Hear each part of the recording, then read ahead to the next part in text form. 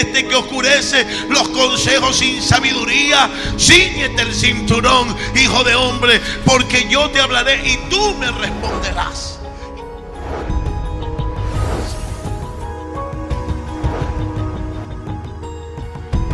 Y Dios comienza a decirle: ¿acaso tienes una mano más poderosa que la de tu Señor? ¿Tienes un brazo más temible? Tú contaste las arenas del mar, tú pusiste las estrellas del cielo. ¿Dónde estabas tú cuando yo fundé la tierra?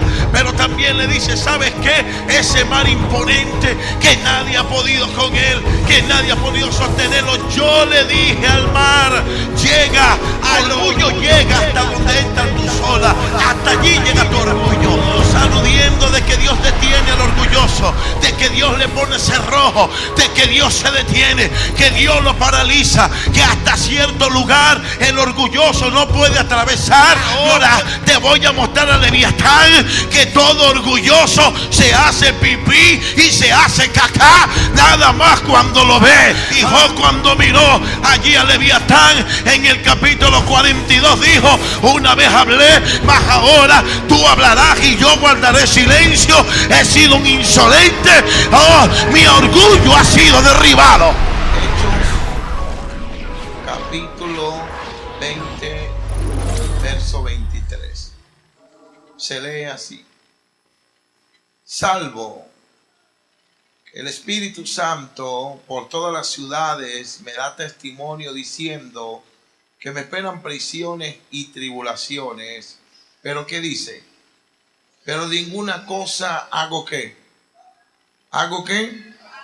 Ni estimo preciosa mi vida para mí mismo, con tal que acabe mi carrera con gozo, el ministerio que recibí del Señor para dar testimonio del Evangelio de la gracia de Dios. Pero fíjese usted lo que dice Pablo. Quiero volvérselo a leer porque Dios me dijo: léelo otra vez.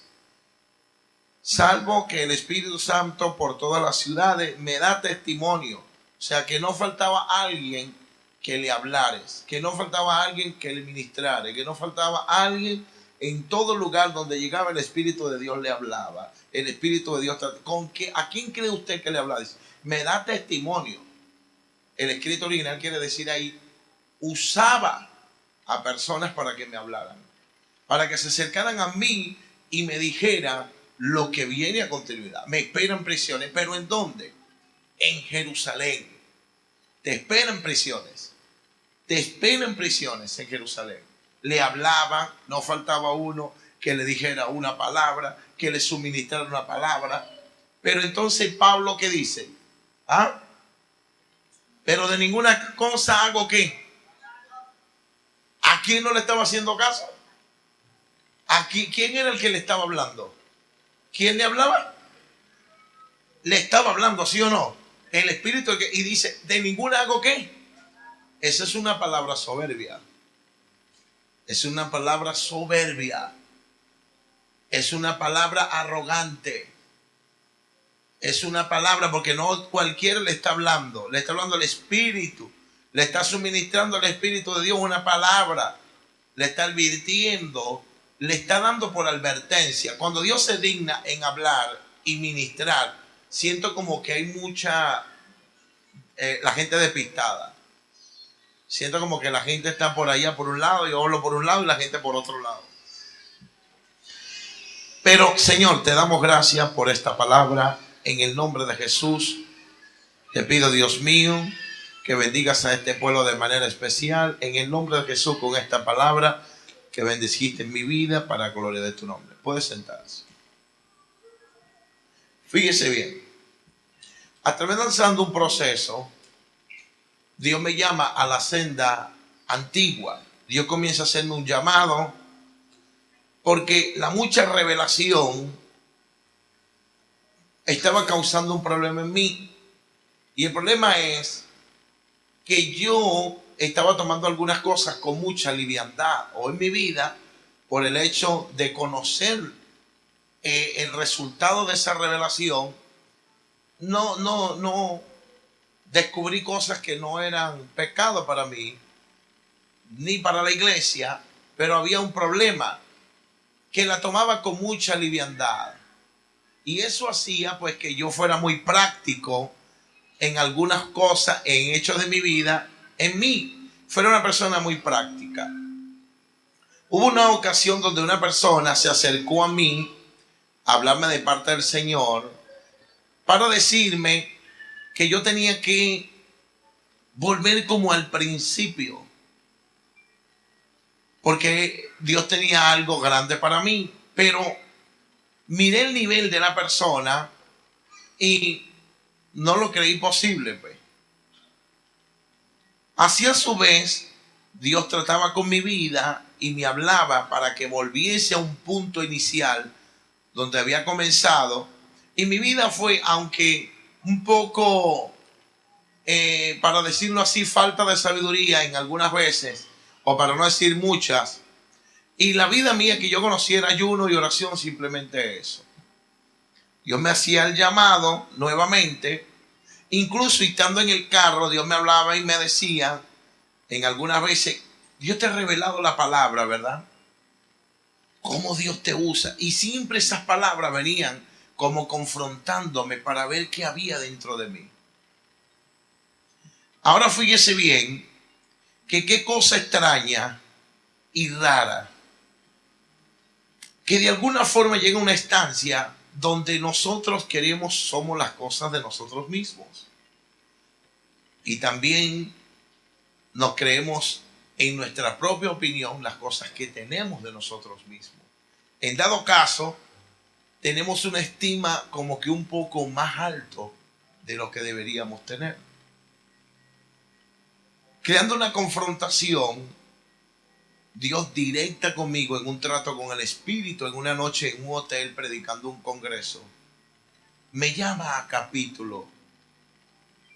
Y cuando estoy en ese momento con Dios, ahí con el Espíritu Santo, pude entender que era un ser orgulloso. Y que la naturaleza humana está plagada de orgullo. Y que el orgullo es una de las peores herramientas del diablo para oscurecer el oído, para trancar el oído a escuchar la voz de Dios. El orgullo es el típico personaje que no acepta su condición. No lo acepta. Es más, el orgulloso no reconoce que es orgulloso, porque es tan sutil esta arma que él no lo reconoce. Pero la Biblia da características de cómo se reconoce una persona bajo un orgullo. De hecho, bíblicamente está comprobado que el hombre durante toda su vida se va a enfrentar al orgullo.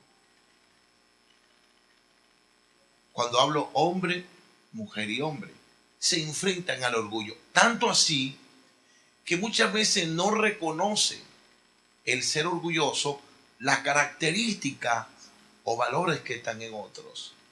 Porque solo reconoce los suyos. Solo los de él valen. Solo él tiene, solo él sabe, solo él posee, solo él puede. Pero los demás no.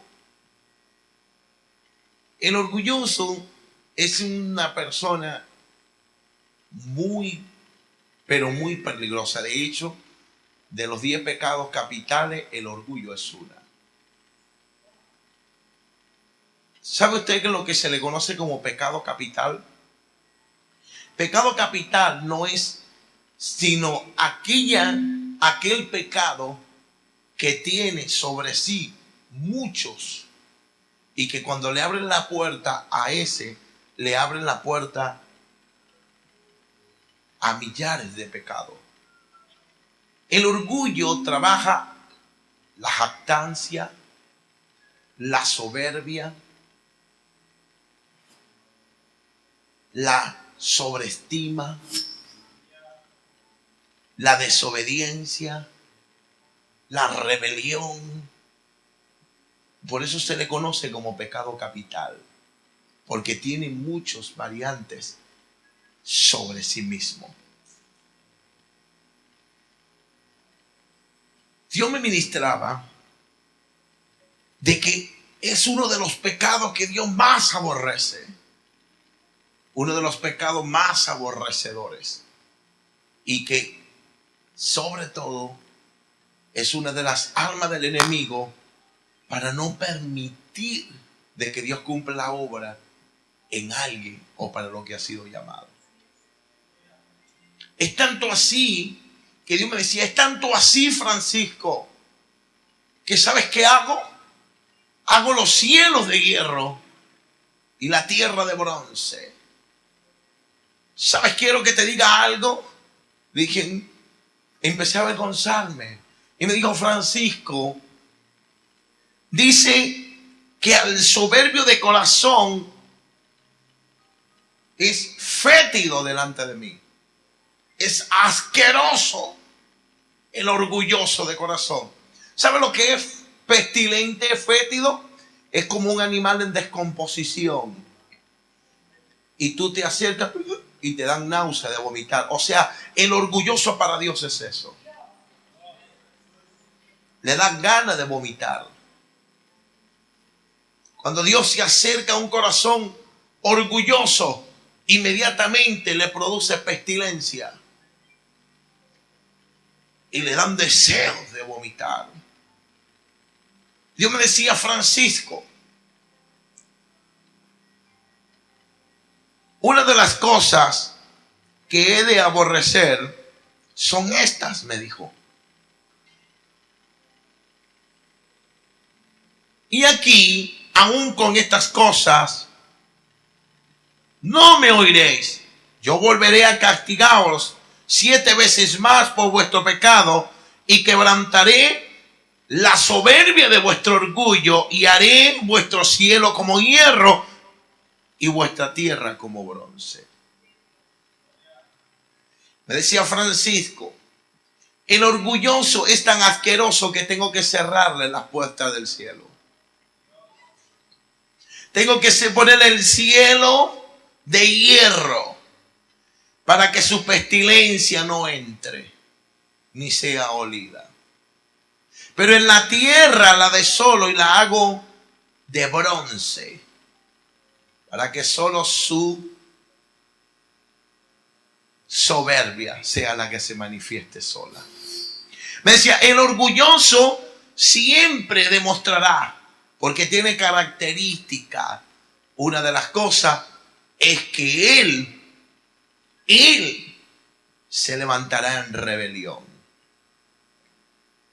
Porque al lado de él, ni atrás ni adelante, habrá uno más grande que él. Porque jamás reconocerá los valores de otro, porque solo se hace en sus propias opiniones. Solo es mayor que todos. Yo todo lo puedo mejor, yo lo hago mejor, yo hablo mejor, yo predico mejor, Dios me habla a mí me habla Dios, y al único que me habla y me dice las cosas es a mí. El orgulloso cierra el oído para que no le hablen. Porque el orgulloso se hace a sí mismo. No acepta que otro le hable. No acepta que otro le exhorte. No lo acepta. Se cree perfecto en su opinión propia. Él critica todo, pero no acepta crítica de nadie.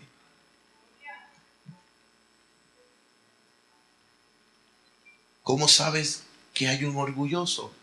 Susúrrale o exhórtale y verá la soberbia. Él dará a luz la soberbia. Se levantará contra ti y será de odio en su corazón.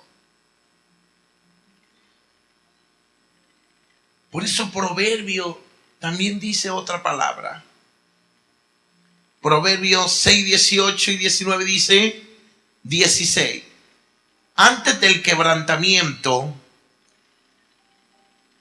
es la soberbia, pero ahí dice, y el orgullo antes de la caída y la altivez de espíritu.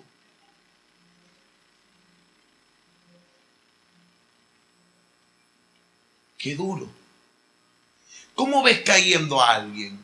¿Cómo lo ves cayendo? ¿Cómo sabes tú o cómo se reconoce a una persona? Porque tiene esplendidez, tiene grandeza. ¿Qué fue lo que hizo el rey Nabucodonosor? ¿Ah? ¿Qué fue lo que hizo? Daniel nos explica eso. Y cuando Daniel nos dice en el capítulo 4, nos explica claramente de lo que Nabucodonosor hacía a continuidad. Usted lo ve en el capítulo 4 y ve al rey Nabucodonosor hablando con aquella esplendidez y queriendo reconocer al Dios que hizo las cosas. Empieza a alabar a Dios en el capítulo 4 y comienza a mostrar, wow, que está tremendo y que Dios está terrible. Pero en el capítulo 5, en el capítulo 4 comienza a hablar de Dios y de la grandeza y de la soberanía de Dios. Pero vemos en el capítulo 5 que ahora él va a vivir. Porque él dice, tú que quebrantas al orgulloso. Dice en el capítulo 4 el rey Nabucodonosor, dice Daniel, tú que quebrantas al orgulloso para mostrar tu grandeza. Tú lo quebrantas, dice. Pero cuando el rey dijo eso, no se esperaba que él iba a vivir eso en su propia carne. Porque hasta el capítulo 25, el capítulo 5, verso 20 en adelante, después, unos años más arriba, él sale y ¿qué es lo que hace? Se cumple Proverbios capítulo 16, allí mismo en el versículo 18, porque él sale y ¿qué es lo primero? En la grandeza y dice, todo esto lo he construido, todo esto lo he hecho, mira las obras tremendas, se enorgulleció. Estaba orgullecido y imperó en la soberbia e inmediatamente hizo de una manera tan tremenda hacer creer que todo eso lo había hecho él y que la grandeza de su gloria había hecho eso. Y cuando usted sigue leyendo del versículo 20, encuentra que ahora no es un rey, sino un animal. Antes de la caída viene la altivez, el orgullo. Viene primero. Y después del orgullo, ¿qué viene? Ven a Nabucodonosor corriendo por los montes como un animal y con garras de animal. Ven a este hombre caído. Dios dice en otro lado, en Job agarra, pasa por un proceso terrible. Solo Cristo superó lo que Job vivió. Solo Jesús logró superarlo. Solo que Jesús supera la prueba de Job, la superó, pero dijo, consumado es. De manera que Jesús muestra más humildad aún después de haber tenido semejante prueba como ningún hombre lo ha hecho, flagelado, y dice sin rostro alguno para que lo deseemos, no había hermosura en él, y con todo eso dice consumado es. Perdónalos porque ellos no saben lo que están haciendo, Padre. Habla aludiendo a esto, que la humildad que estaba en él sobrepasó cualquier nivel, a cosa de que este hombre llamado Job, después que salió de la prueba, se puso a contender con Dios para creer de que él era grande, haciéndose sabio en su propia prudencia, creyendo altivez y orgullo, pensando de que él podía contra el Dios de los cielos. Y empieza a contender y Dios aparece en el capítulo 37 porque este hombre estaba separado, apartado de de Dios y comienza Dios a decirle: ¿quién es este que oscurece los consejos sin sabiduría? Cíñete el cinturón, hijo de hombre, porque yo te hablaré y tú me responderás. Y Dios comienza a decirle: ¿acaso tienes una mano más poderosa que la de tu Señor? ¿Tienes un brazo más temible? Tú contaste las arenas del mar, tú pusiste las estrellas del cielo. ¿Dónde estabas tú cuando yo fundé la tierra? Pero también le dice: ¿sabes qué? Ese mar imponente que nadie ha podido con él, que nadie ha podido sostenerlo. Yo le dije al mar: llega, tu orgullo llega hasta donde entran tus olas. Hasta allí llega tu orgullo. Dios aludiendo de que Dios detiene al orgulloso, de que Dios le pone cerrojo, de que Dios se detiene, que Dios lo paraliza, que hasta cierto lugar el orgulloso no puede atravesar, no puede continuar, porque Dios paraliza su avance. Dios le dijo a Job: tú te crees grande, tú te crees único, ahora te voy a mostrar a Leviatán que todo orgulloso se hace pipí y se hace cacá, nada más cuando lo ve. Y Job, cuando miró allí a Leviatán en el capítulo 42, dijo: una vez hablé, mas ahora tú hablarás y yo guardaré silencio. He sido un insolente, mi orgullo ha sido derribado.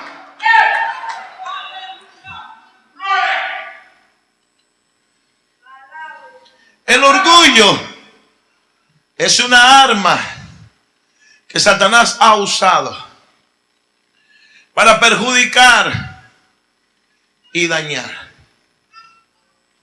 Fíjese bien. Proverbio 8:13 dice: el temor de Dios es aborrecer el mal, la soberbia y el orgullo, el mal camino, la boca perversa, aborrezco. Sé que el hombre que es temeroso a Dios teme a estas cosas, de hacer mal, de orgullo y de altivez. Dice que el hombre que le teme a Dios aborrece estas cosas. Es aborrecedor de estas cosas negativas. Hay otra cosa. Proverbio 15:25 dice: Jehová asola la casa del orgulloso, pero afirma la heredad de la viuda. Siempre vemos a Dios persiguiendo al orgulloso. Siempre lo vemos en una persecución. Aquí podemos leer también cuando Dios le habla a Jeremías, le dice: tu arrogancia, hablándole a este pueblo, te engaña o te engañó. El orgullo de tu corazón, tú que habitas en las cavernas de las peñas, que tienes las alturas en el monte, aunque alces como el águila tu nido, de allí te haré descender, dice el Señor. Le está hablando al pueblo de Edom, le está hablando a los edomitas. A los edomitas que vivían en la tierra de Petra, que era una tierra de montaña, una tierra estratégica, una tierra inconquistable. Nunca nadie pudo conquistar la tierra de Petra, que es la piedra de ángulo. No podían conquistarla porque había un lugar estrecho y todo enemigo que venía por ahí, porque por las montañas no podían atravesarla. Ahí todo ejército quedaba reducido a nada. Todo ejército era reducido y ellos se enorgullecieron. Aparte de que vivían en un lugar inconquistable, también eran conocidos por ser sabios y ser gente de mucho conocimiento. Pero cuando Israel necesitó, sus hermanos de sangre necesitaron atravesar por allí, ellos le prohibieron, entregándole en las manos del enemigo para que los destruyera. Entonces esta profecía es para los edomitas. Dios les está diciendo: conozco la altivez y la arrogancia, el orgullo de sus corazones. Los conozco. ¿Sabes qué? Aunque hagan el nido en lo más alto de la montaña, aunque se pongan donde se ponga, a donde vaya y te metas donde te metas, de allí te haré descender, aleluya, antes de la caída. Viene el orgullo, la altivez de espíritu. No importa a dónde vayas, vas a caer. La cosa está de que lo dice el salmista, porque el Señor es excelso, atiende al humilde, mas al altivo mira desde lejos. No hay altivez sin orgullo. No hay altivez sin orgullo.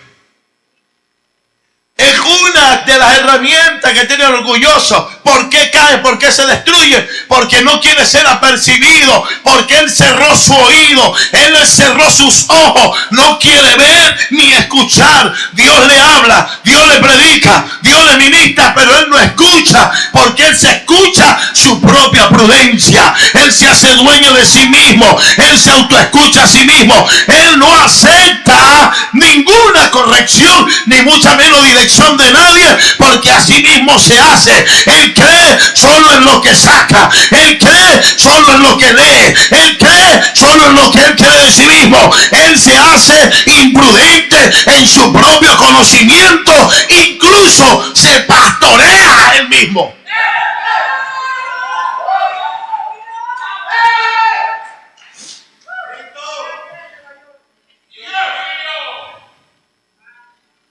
Por eso dice 1 Corintios, capítulo 5, verso 6, no es buena vuestra jactancia. ¿No sabéis que un poco de levadura leuda la masa? Allí lo que dice, no es buena vuestra jactancia, está dada allí a orgullo. No es bueno vuestro orgullo. Hay personas que son de Dios. Hay gente que están llamadas para algo grande. Hay gente que están llamadas a hacer un pan para las naciones, pero le han metido levadura a su pan y se está dañando. La masa se está dañando. Jesús, allí Pablo dijo, quita la levadura para que hagas el plan de Dios, para que Dios te siga ministrando, para que Dios haga la obra para la que te ha llamado.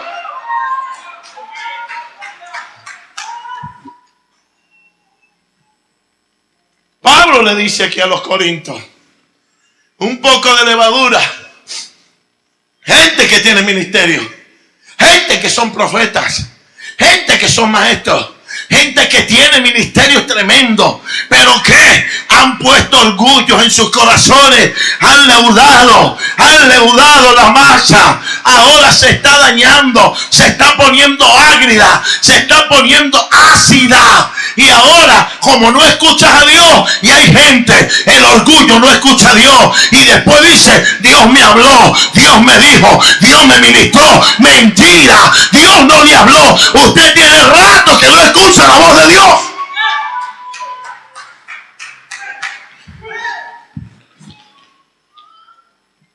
Porque el orgulloso cierra su oído y apaga su ojo. Dios me dijo,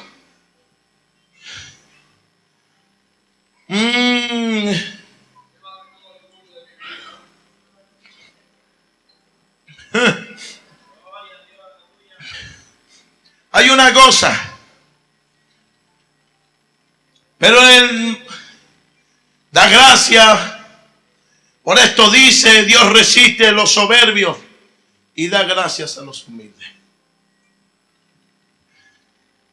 Santiago lo dice. Estoy hablando que hay gente que tiene ministerio.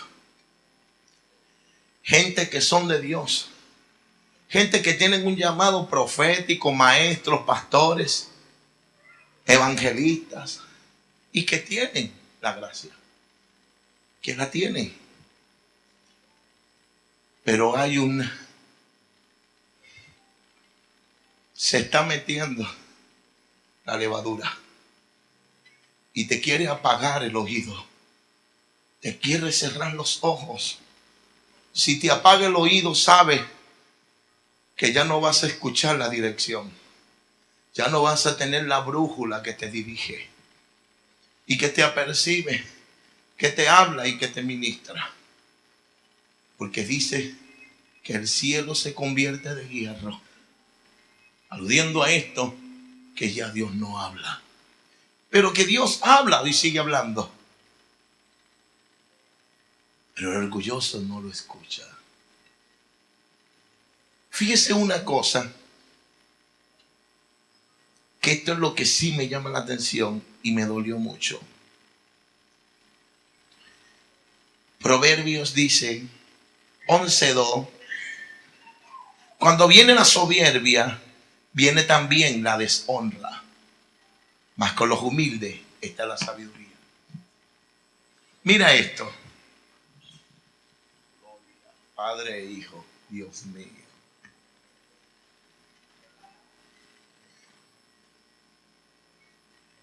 Dice que antes del orgullo, cuando llega el orgullo, y del orgullo, la deshonra. Me asusté.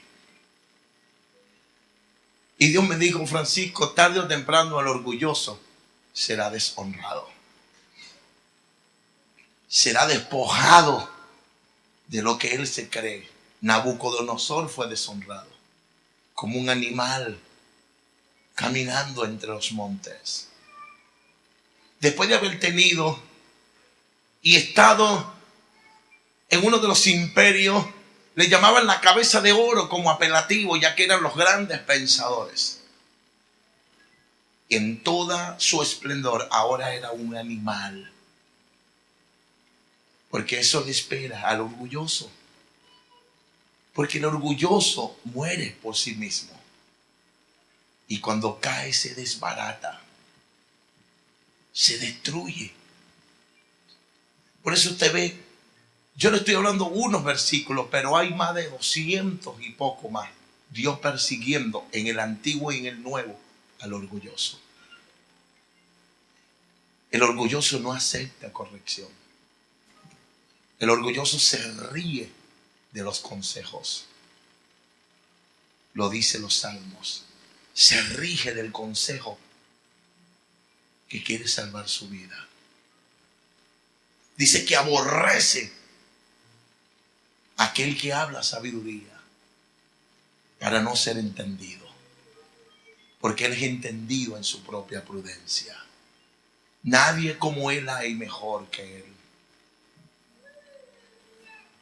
Lee el libro de los generales de Dios, cómo han caído por el orgullo. El orgullo no sabe pedir ayuda. El orgullo no sabe decir, te necesito. El orgullo no sabe decir, necesito que me ayudes. Necesito una mano. El orgullo no. El orgullo muere en sí mismo. Por eso vemos a Naamán. Naamán viene y por su gran esplendidez, general de los ejércitos, un general condecorado, como él no había condecoraciones. Yo soy temeroso de Dios, yo le he tenido temor a Dios, yo he tenido temor a Dios, yo he reconocido a Dios tremendo, típico de los evangélicos. Yo he reconocido a Dios como grande, yo lo he reconocido su grandeza, yo lo he reconocido. Voy pues para que me haga el milagro. Pero no viene humilde. El hombre viene orgulloso porque él es el general Naamán, porque él es el general tremendo, y viene es con dinero a comprar la sanidad. Viene a querer a comprar al profeta. Él cree que el profeta es un vulgar hombre y viene a tratarlo como uno cualquiera, porque yo soy Naamán. Y el profeta ni siquiera salió de sus aposentos. Y Naamán se enojó porque el profeta no sale, porque el profeta lo envía es a un río que está sucio, hediondo y que está terrible, porque era un tiempo de juicio y ese río estaba hablando de la condición de Israel y cómo Israel se encontraba. Y el profeta le dice, anda, ve que se bañe allá, anda, ve y dile que se bañe en la pestilencia, anda, ve y dile que se bañe en las aguas revueltas, anda, ve y dile que se bañe allá, que se envuelva en esto, para que vea que de lo malo yo saco lo bueno. Aunque ese río está revuelto, yo quiero glorificarme. ¿Y sabe qué dijo Naamán? Que si en mi tierra, en la tierra de Naamán, él vivía en una tierra que las tierras, las aguas eran sólidas, eran limpias, eran purificadas. Me voy a bañar en esa pestilencia, me voy a bañar en esa porquería. Yo lavar la iglesia, yo estoy demasiado alto. ¿Cómo voy a lavar baño si yo tengo muy arriba? Si yo soy el ministro, si yo soy el que está alto, yo soy el profeta, yo soy el predicador. Que no me pongan eso a mí. El que no sabe, aleluya, humillar su naturaleza, jamás conocerá el bien y la revelación de Dios.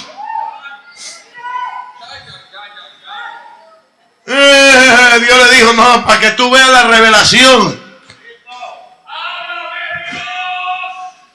tú tienes que meterte allá.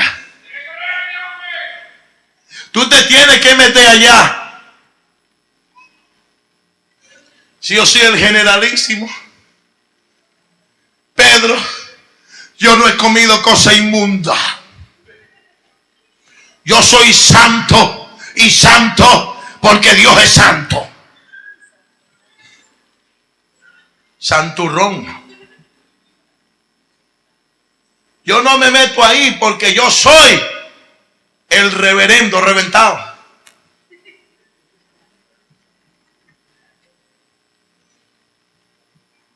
Hay problemas de actitud.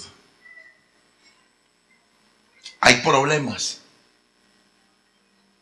que sobrepasan nuestras estaturas.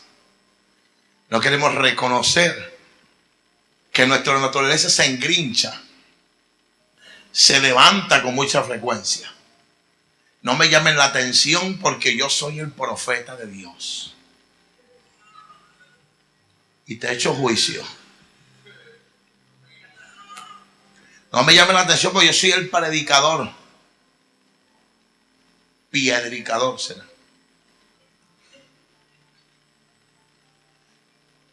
Y me dijo, tú eres un orgulloso, Francisco. Tú eres un orgulloso. Has creído que solo tú tienes revelación. Crees que solo yo te hablo a ti y te revelo las escrituras. Pero ¿sabes qué? Tengo rato que no te hablo. ¿Cuánto tiempo tengo que no te hablo? Más de 1 año. ¿Y con qué estás predicando? Con los mensajes viejos que te di. Te da miedo que te inviten a aquella iglesia que te han comido casi todos los mensajes. Y tienes miedo de que te inviten otra vez. Porque cuando lees la Biblia no entiendes nada. Cuando abres las escrituras no entiendes nada. Y tienes mensajes que están volando encima de tu cabeza, pero no has podido terminarlos. Porque tienes rato que no te hablo. ¿Sabes por qué no te hablo? Porque los cielos están de hierro para ti. Porque cuando me acerco a ti para bendecirte, hiedes. Y me das ganas de vomitar.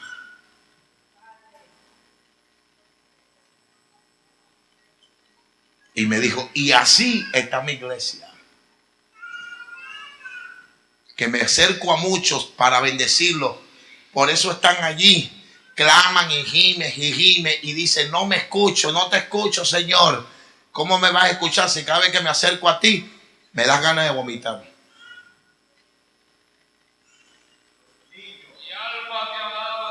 Me asqueo de ti.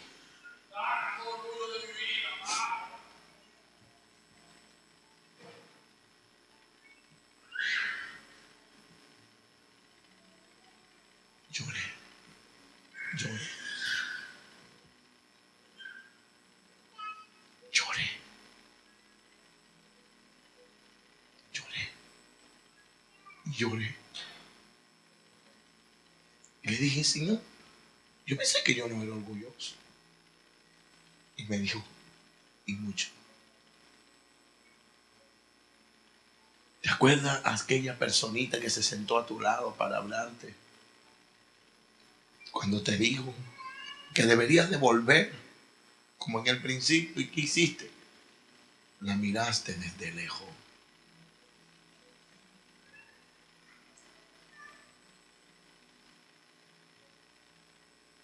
La mirabas con altivez, porque tú eras el profeta, el predicador, el maestro. Y la miraste por encima, como que si fuera poco.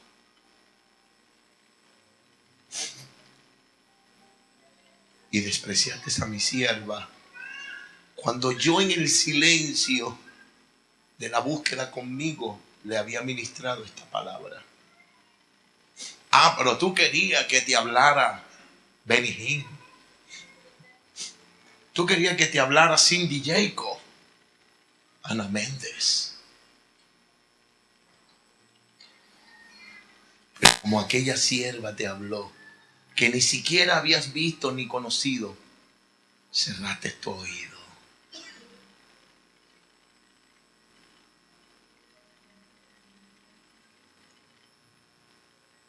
Me dijo Francisco, ¿por qué cayó Saúl?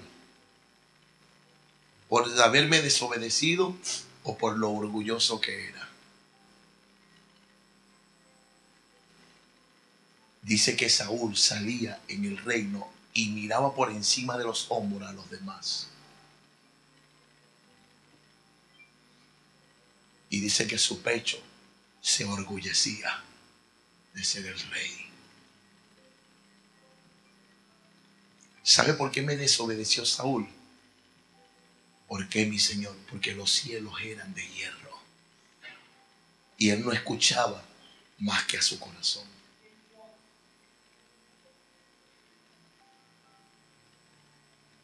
Es triste eso. Y la gente no quiere escuchar, no le importa.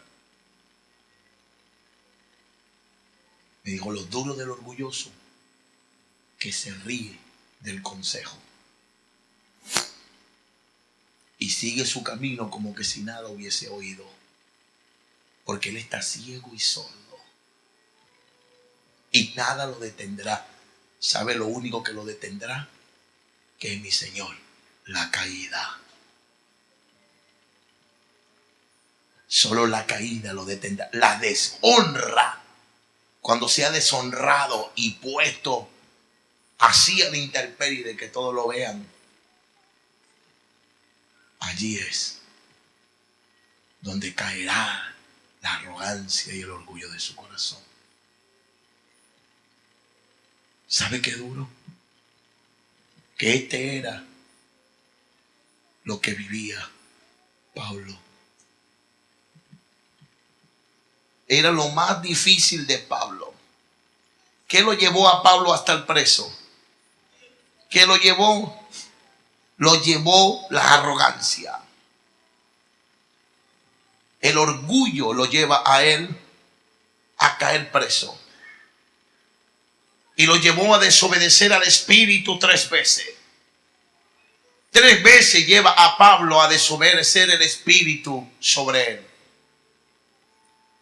Lo lleva a desobedecer. Aquí está siendo percibido por el Espíritu de Dios en Hechos capítulo 20. Está siendo apercibido por Dios, por el Espíritu, pero Pablo no hace caso. Sigue más adelante.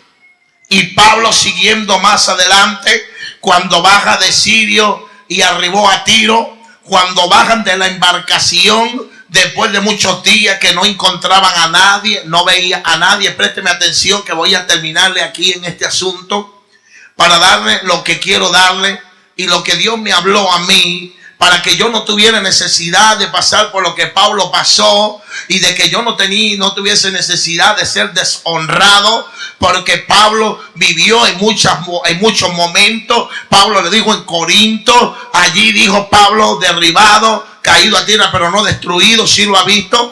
Cuando Pablo le habla en 2 de Corintios capítulo 4 verso 9, cuando Pablo dice que fue derribado, viene del Areópago, viene de allá en Atenas, habló en Atenas, predicó en Atenas. El mensaje homilético, hermenéutico, que es el que toma la hermenéutica, Pablo hablando de una manera correlativa tan tremenda, tan sobrenatural, hablando él con jactancia humana, hablando de la grandeza y de las cosas de Dios, y fue donde menos vio fruto, uno y que otro frutico, dos, una parejita que venían de Italia, que los habían botado y que los habían desechado, porque a todos los judíos los estaban sacando de Italia en ese momento, y venían allí, Priscila y su marido venían, y fueron los que los escucharon, y salió él, porque Pablo salió del Areópago, que casi lo botaron a puntapié de ahí, casi lo echaron a Pablo de ahí, porque habló con palabras humanas, palabras de hombre, palabras del orgullo, palabras del corazón, porque él creía que él era el hombre más temible, más tremendo, criado a los pies de Gamaliel, el mejor en su época. Como él no había otro. Esto queriendo decir Pablo, después más allá, eso mismo que él habló, dijo: yo voy a querer una cosa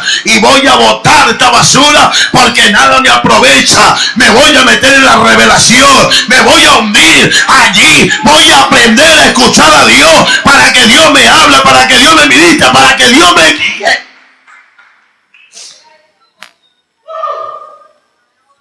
Pablo en el Areópago fue humillado, porque Pablo era cambeto. No sé cómo le dicen ustedes, gambato, aquí usted lo dice. Así era. ¿Cómo? Cateco, ¿no? Canteco. Catreco. Ajá. Ya aparecieron tres más. Diga otro por ahí. Mantero, motero. Ajá. Pero usted entendió eso, ¿verdad? Él era cambeto, así. Pequeño y con la voz chillona. Esas voces así que muchas que se causan como hostigación cuando habla o dice algo. ¿Sí no te ha pensado eso? Así era Pablo. Y cuando fue al Areópago se encontró que allí los atenienses, aleluya, ellos practicaban la filosofía antigua. Y la filosofía antigua, por Sócrates, Aristóteles y estos pensadores tremendos, se databa de que esta filosofía era la belleza corporal, la mímica corporal y la lírica. Por eso de ahí donde salen los locutores con esas voces, sí, que esto estamos aquí. De allí donde viene esta ciencia, sacándole de la lírica a la gente bien hablada, constructor de palabras. Y cuando Pablo llegó cambeto, y dijeron: pequeño que tiene catarata, está cambeto.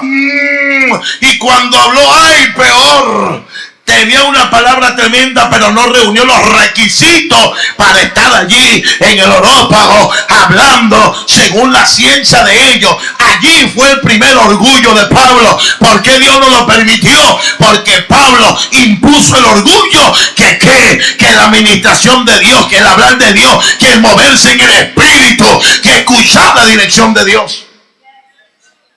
Por eso cuando llega a Corinto, lo primero que dice Pablo: he venido a ustedes aquí no con palabras humanas, no palabras huecas, filosóficas. He venido con palabras poderosas en el Espíritu. En el camino estoy aprendiendo a escuchar a Dios. En el camino Dios me habló y me dijo: ¿qué está pasando aquí en Corinto? Les traía vianda, pero ustedes están en leche.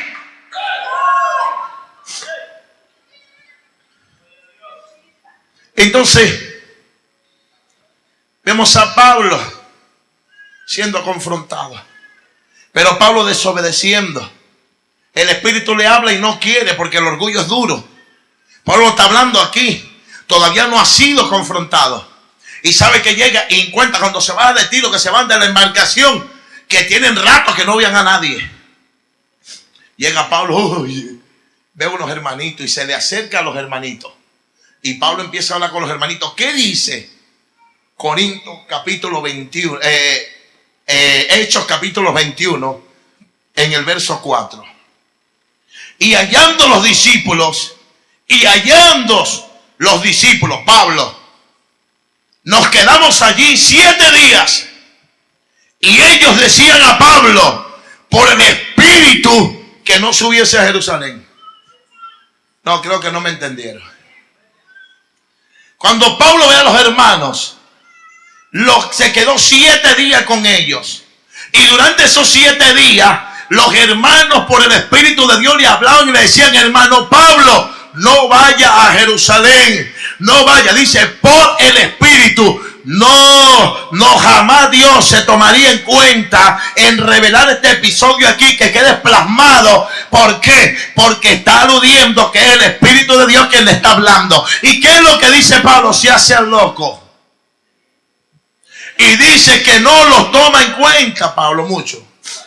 Ni habló, ni le refirió palabra, no dijo nada. Solo guardó silencio. Pero entonces Dios dice: wow, Pablo, el orgullo está demasiado fuerte y tú vas a hacer que las cosas se pongan difíciles para mí. Porque quiero hacer cosas grandes contigo, quiero hacer cosas gloriosas, pero no has prestado atención. Te estoy hablando allá, por donde quiera que vas, levanto a alguien que te hable, que te aperciba, que te espera en prisión. Ahora te estoy hablando directo. Pues te envío a estos discípulos para que hablen y te digan que vienen cosas tremendas, que no desciendas a Jerusalén, pero no quieres hacer caso. Vamos a mandarte otra advertencia más fuerte ahora, de manera directa, para que la escuches. Y permaneciendo nosotros, en el verso 10, y permaneciendo nosotros algunos días, descendió de Judea, un profeta llamado Agabo. Un profeta llamado Agabo, quien viniendo a vernos tomó el cinto de Pablo y atándose de los pies y de las manos dijo: esto dice el Espíritu Santo, así atarán los judíos en Jerusalén al varón de quien es este cinto y le entregarán en manos de los gentiles.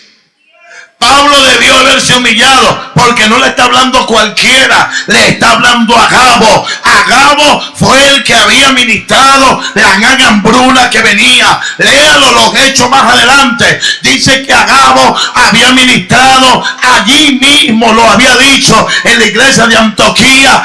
Predicó y habló y dijo: viene una gran hambruna sobre la tierra y Roma será llena de una hambruna y llegará a Jerusalén la gran hambruna sobre la tierra. Agabo tirando esta profecía, la iglesia de allí en ese momento de Antioquía, cuando escucha a Agabo profetizando, dice que recogieron recaudo y recogieron abundancia y mandaron todas esas provisiones a la iglesia de Jerusalén, a la iglesia madre. Y cuando vino la hambruna, no tocó a la iglesia de Jerusalén. ¿Por qué? Porque la iglesia de Antioquía había recibido la profecía y había bendecido para que no tocara la hambruna al cuerpo de Cristo, a los hermanos de la iglesia de Jerusalén.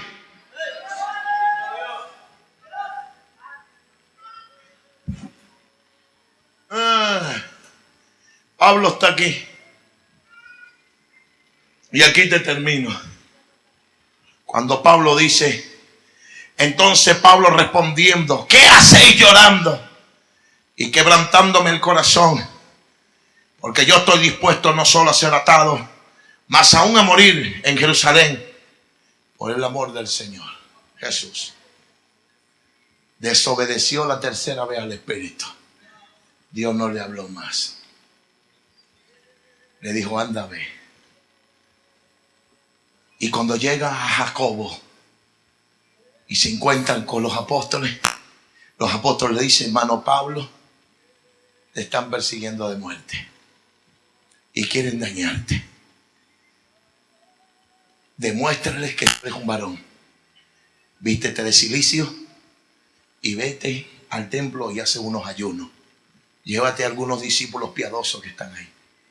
Se raspó la cabeza y se fue a meter en ayunas para él saber, para que ellos supieran de que era un ayuno de celibato y de que él no quería romper la ley, porque él ya había dicho que era perfecta.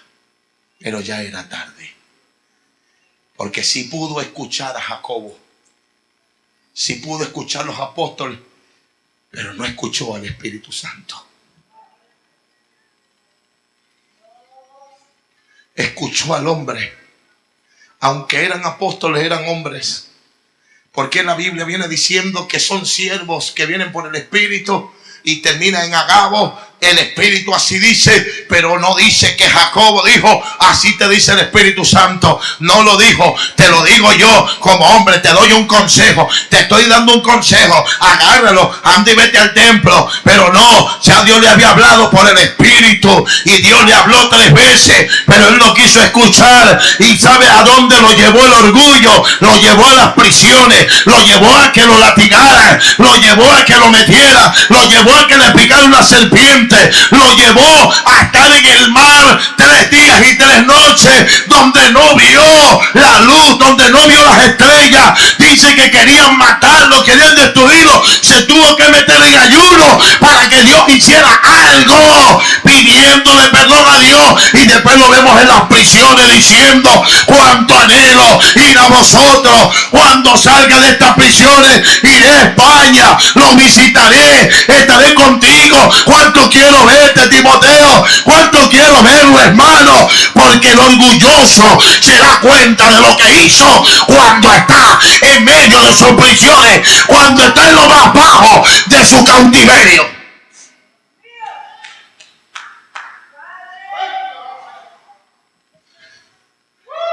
Póngase de pie.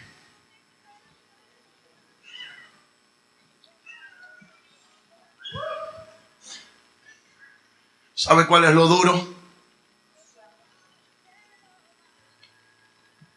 Que el orgulloso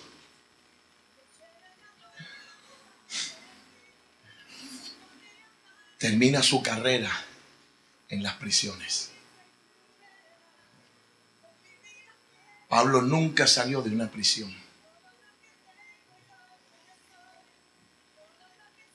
No salió de las prisiones.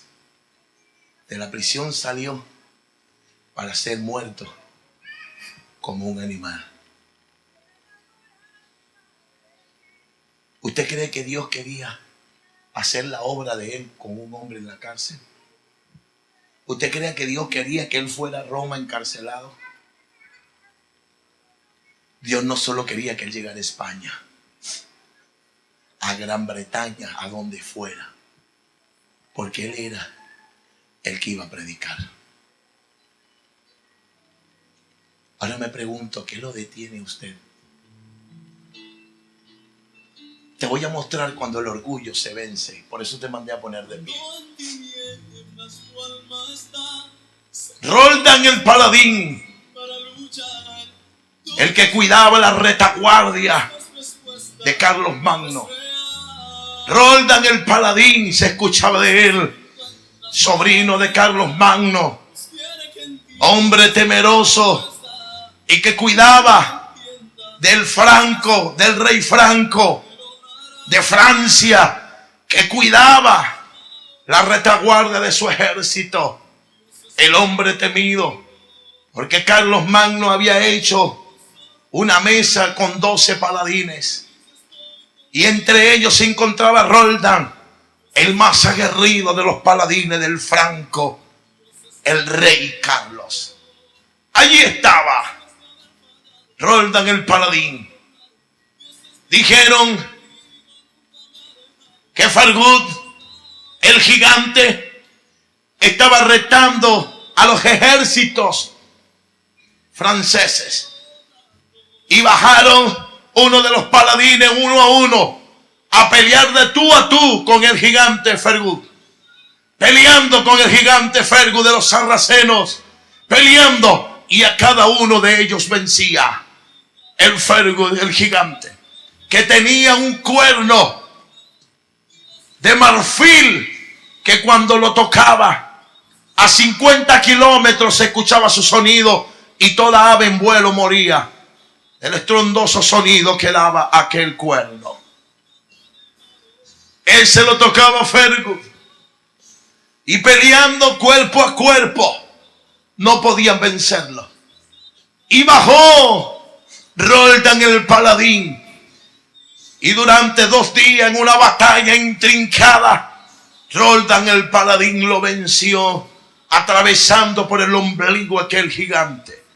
Y quedándose con el botín, quitó el cuerno. era reconocido por su gran hazaña. El paladín Roldán, el aguerrido, el que cuida la retaguardia del ejército de Carlos Magno del Rey. Y cuando van entrando hacia Francia en uno de los pasos, los sarracenos vinieron al encuentro, dejando de que los ejércitos de Carlos Magno pasaran. Y él, cuando caen a la retaguardia, ahí estaba Roldán. Y peleando aguerridamente, eran muchos los sarracenos. Se llega uno de sus discípulos y le dice: Señor, toque el cuerno para que nuestro Señor Rey venga y nos ayude, porque nos están aniquilando. Él dijo: nosotros pelearemos y yo los venceré, porque soy Roldán. ¿Qué aconteció? ¿Qué aconteció? De que sonó el cuerno cuando ya estaba casi vencido. Y escuchó el cuerno Carlos y volvió. Y cuando volvió, venció a los sarracenos. Pero Roldán, el paladín, estaba muerto. ¿Sabe qué lo mató? Su orgullo. El orgullo lo mató por no pedir ayuda a tiempo. Conozco a un hombre que hizo diferencia. Conozco a un hombre que trabajó toda su vida para eso. Conozco a un hombre que se desvivió toda su vida y fue enseñado a cada paso desde los 4 años. Fue educado, preparado, apartado, separado para llegar a ser grande. Y cuando este hombre orgulleció a su familia, recibiendo un llamamiento, recibiendo un honor, recibiendo una jerarquía y enviado a Galilea de los Gentiles, pero yendo como el sumo allí, como el principal de la sinagoga, con el hombre de mayor autoridad, con el hombre que dirigía una sinagoga madre allí. Este hombre, por donde pasaba, todo el mundo abría su celaje. Viene Jairo, viene Jairo, viene Jairo el grande. Aquel día se abrió la multitud y cayendo a los pies del maestro le dijo: maestro, rabí, rabí, mi hija está muriendo.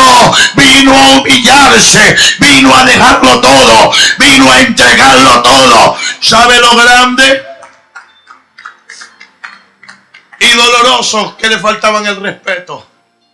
Viene aquel muchacho y le dice: Jairo. Ya no le dijo principal, Señor. ¿Sabe por qué? Porque ya no era principal de la sinagoga, porque desde el momento que se humilló el maestro había caído su jerarquía, había caído por lo que tanto había trabajado. Ya no era respetado, ya no tenía el respeto. Por esa causa le dijo: Jairo, Jairo, ya no molestes al maestro. No le dijo ni Señor. Si es un criado, tiene que decirle Señor, pero no le dijo: porque ya no eres mi Señor. Eras mi Señor cuando eras principal de la sinagoga, pero ya no lo eres. Ya eres caído, estás abajo, ya no tienes nada, lo entregaste todo. Lo que él no sabe que no hay alguien que se humille, que no sea exaltado. No hay alguien que se humille, que no sea levantado. No hay alguien que se humille, que Dios no pelee por él.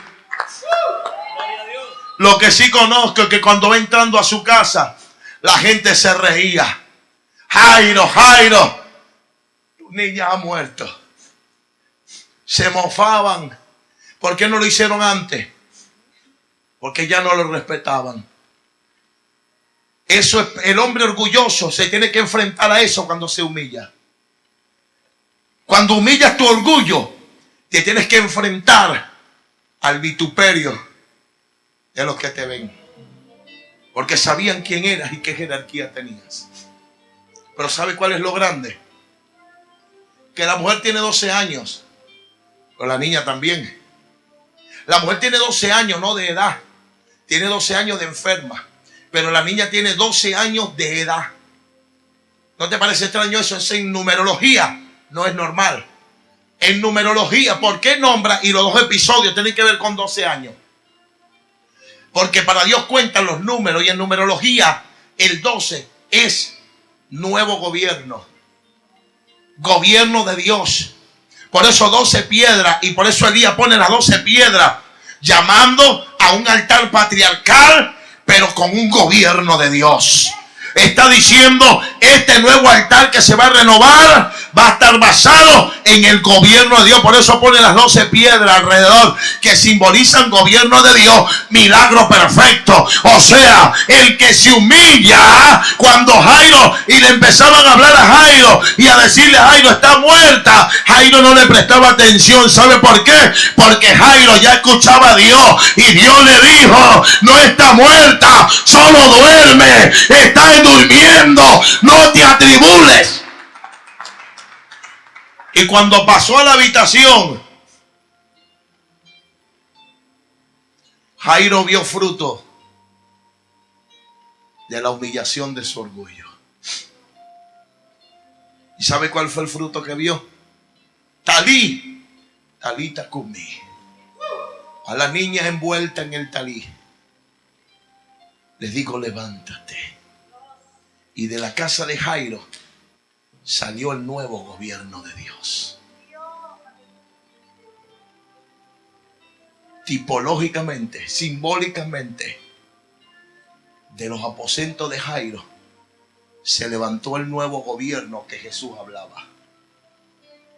Que Jesús estaba diciendo de la gracia, del gobierno divino, que el que esté muerto, aunque cree en mí, él vivirá. Él vivirá. Y la niña se puso de pie. Y cuando se puso de pie salió y decía, tengo hambre. Y todo ojo lo vieron. Todo ojo verán que cuando el orgulloso se humilla, aunque por un momento se burlen de ti, aunque por un momento te vituperen, aunque por un momento hablen cosas de ti, tú vas a ver el fruto. El que te vitupera verá el milagro perfecto. Levantarse de medio de tu casa, levantarse de medio de tus aposentos. Vas a ver el gobierno de Dios, vas a ver la unción de Dios, vas a ver el renacer de Dios para la gloria de su nombre. Dejan que hoy se burlen, pero mañana tú verás su gloria. Jairo recibió más gloria venciendo su orgullo. Dice que de la casa de Jairo no se apartaban las almas. Y dice que día a día llegaban de todos lados para ver a la niña de Jairo. Nunca había pastoreado tantas multitudes como ahora. Nunca había visto tanta gloria como ahora. Yo no sé cómo tú estás. Yo no sé cómo usted se encuentra. Yo no sé qué está sucediendo. Yo no sé si usted quiere abrir una puerta y no se le abre. Yo no sé si usted ha intentado múltiples veces hacer algo y nada fluye. Yo creo que ha llegado la hora. ¿Sabe por qué? Porque la cizaña se mantiene erguida. ¿Cómo se conoce el trigo, la cizaña en la era? Porque cuando se siembra trigo y cizaña, las dos crecen hacia arriba. Pero cuando el trigo ya está listo, hace esto. Cae su espiga. Para decir, ya estoy listo para ser recogido.